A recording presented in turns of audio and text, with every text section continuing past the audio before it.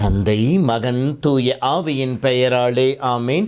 மூவொரு கடவுளுடைய அருளும் ஆசீரும் பாதுகாப்பும் வழிநடத்துதலும் உங்களோடு இருப்பதாக. பாஸ்கா என் கிழமைகளில் திங்கள். இயேசுவில் என் அன்பு சொந்தங்களே, உயிர்த்த ஆண்டுடைய தெய்வீக அனுபவம் நம்மை இறை அருளுக்கும் இறை ஆசீருக்கும் விட்டு செல்லட்டும். இறைவனை சந்திக்கின்ற வாய்ப்பை பெற்றுக் கொடுக்கட்டும். அதன் வழியாக பிறருக்கு இறைவனை அறிவிக்கின்ற மனிதர்களாய் நாம் வாழ்க்கை மாற்றிக்கொள்வோம். அருள் வேண்டுவோம். இறைவன் உங்களை ஆசீர்வதிக்க உங்களை வாழ்த்துகிறேன், உங்களுக்காக ஜெபிக்கின்றேன். கல்லறையிலிருந்து புறப்பட்ட 2 குழுக்கள். ஒன்று, அவரை தேடி வந்த பெண்கள் கல்லறையிலிருந்து விரைவாக செல்லுகின்றார்கள். தூதர்களின் செய்தியை கேட்டு சீடர்களுக்கு அறிவிக்க செல்லுகின்றார்கள்.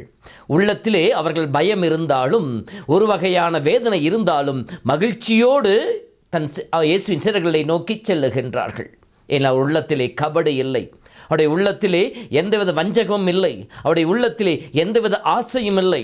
இயேசுவை இழந்து விட்டோம் என்கின்ற அந்த நிலையிலே வந்தவர்களுக்கு இயேசு உயிரோடு இருக்கிறேன் என்கிற செய்தியானது ஆறுதலை கொடுக்கக்கூடியதாக, பெரும் மகிழ்ச்சியை கொடுக்கக்கூடியதாக இருக்கின்றது. தூதர்களின் செய்தியை நம்பி சென்றார்கள், இயேசுவை கண்டு கொண்டார்கள். இயேசு அவர்கள் கண்டு அவர்களை வாழ்த்துகின்றார், அவர்களுக்கு தன்னுடைய செய்தியை சொல்லி அனுப்புகின்றார், அவர்களை சாட்சிகளாக மாற்றுகின்றார். இயேசுவின் பிறப்பின் போதும் கூட தூதர்கள் இடையர்களுக்கு அறிவிக்கின்ற பொழுது, இதோ மாபெரும் மகிழ்ச்சியுடன் நற்செய்தி உங்களுக்கு அறிவிக்கின்றேன், பெத்லகேமிலே இயேசு பிறந்திருக்கின்றார், மீட்பர் பிறந்திருக்கின்ற சொல்லி செய்தி அறிவித்த உடனே விரைந்து சென்றார்கள். தூதர்களின் செய்தியை கேட்டு விரைந்து சென்றார்கள்.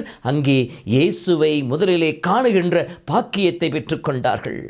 கல்லறையிலும் கூட அந்த பெண்கள் தூதர்களுடைய செய்தியை கேட்டு செல்கின்ற பொழுது இயேசுவை காணுகின்ற பாக்கியத்தை அவர்கள் பெற்றுக்கொள்கின்றார்கள். நாம் இறை குரலுக்கு செவி கொடுத்து வாழ முற்பட வேண்டும். இறை வார்த்தையின் வழியாக இறைவன் நம்மோடு பேசுகின்ற பொழுது, இறை வார்த்தைக்கு செவிமடுத்து நாம் நடக்கின்ற பொழுது இயேசுவை நம்மால் கண்டுகொள்ள முடியும்.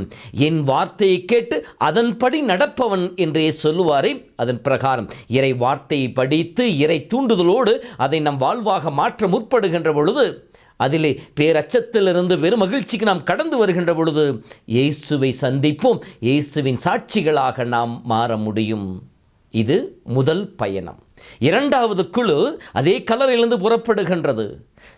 தூதர்கள் கற்களை அகற்றியதும் அங்கே பேசியதையும் கேட்ட அந்த படை வீரர்கள் யூத தலைவர்களிடம் செல்லுகின்றார்கள். நடந்த அனைத்தையும் சொல்லுகின்றார்கள். அங்கே வஞ்சகம் பிறக்கின்றது.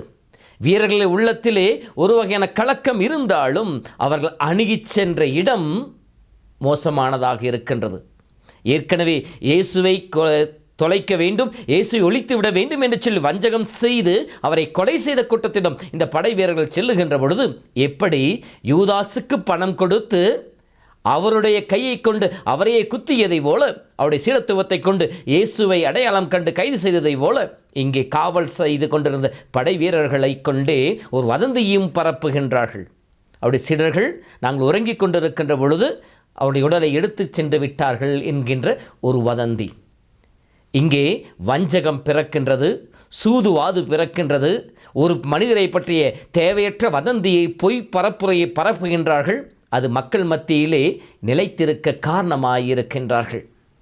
அன்பு சொந்தங்களே, இன்று நம்முடைய வாழ்வினிலே அலசி பார்ப்போம்.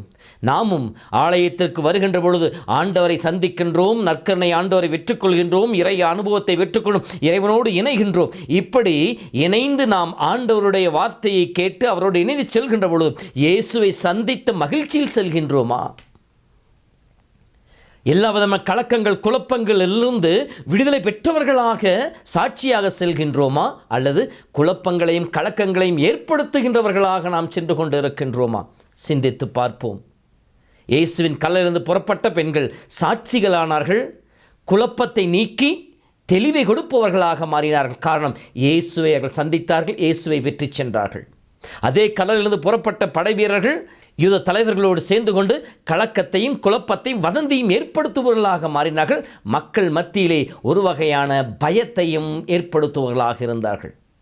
இன்று நாம் யோசித்து பார்ப்போம். ஒருவேளை இரண்டாம் நிலையில் இருப்பவர்களாக இருந்தால், நம் சுயத்திற்காக, நம் சுய தேவைகளுக்காக, நம்முடைய சுய லாபத்திற்காக பிறரை பற்றியோ பிறருடைய நிலைகளை பற்றியோ நாம் தவறாக பேசுபவர்களாக இருந்தால், இந்த உயிர்ப்பின் நாட்களிலே ஆண்டவரை நோக்கி திரும்புவோம், இயேசுவை நோக்கி வருவோம். வஞ்சகமற்ற உள்ளத்தோடு ஆண்டவரை நாம் பின்பற்ற ஆரம்பிக்கிற பொழுது இயேசுவை நம் வாழ்விலே கண்டுகொள்வோம். இயேசுவை கண்டுகொள்ளுகின்ற பொழுது இயேசு சொன்ன வார்த்தை, என்னை காணுகின்ற பொழுது நீங்கள் மகிழ்ச்சி அடைவீர்கள், அந்த மகிழ்ச்சியை யாரும் உங்களிடமிருந்து எடுத்துவிட முடியாது. இயேசு தருகின்ற மகிழ்ச்சி நம்மில் நிலைத்திருக்கும்.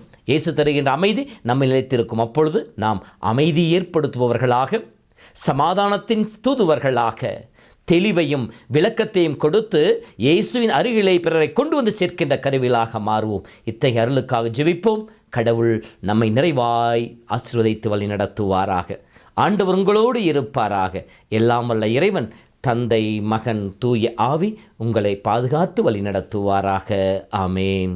உயிர்த்தார் இயேசு உயிர்த்தார், சாவை வென்று உயிர்த்தார். உயிர்த்தார் இயேசு உயிர்த்தார், மீட்பை தந்து உயிர்த்தார். சந்தோஷ கீதங்கள் நாம் பாடுவோம், அல்லேலூயா என்று துதி பாடுவோம். சந்தோஷ கீதங்கள் நாம் பாடுவோம், அல்லேலூயா என்று துதி பாடுவோம்.